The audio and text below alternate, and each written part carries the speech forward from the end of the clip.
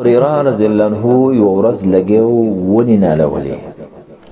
نبی صلی الله علیه وسلم په تیریدو و یا ابا هريره څکه و یا الله رسول صلی الله علیه وسلم و خپل ونی نالون. هغه ته ویل و دسی ذکر د تونه خیم دسی دعا چې دغه ونو نالونو نه ده ډیره بهتري. هغه ته یا رسول الله ولن وخیا و داویا سبحان الله والحمد لله ولا اله الا الله والله اكبر يغرس لك. دې په دعا ختم شو. بیا ته فرمایي وای دغه چې دی ویل یوزل يغرس لك بكل واحده شجره في الجنه.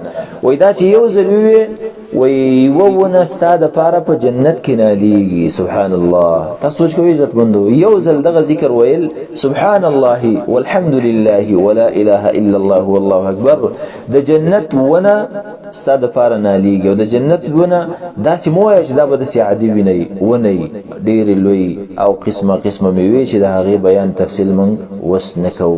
نو به چې داسې مهم دعاګانې او اذکار چې زمون جنتونه پیدا کیږي هغه په ابادیږي مون هر نکو. څومره اسانه او څومره عظیمه فائدہ. صلی الله علی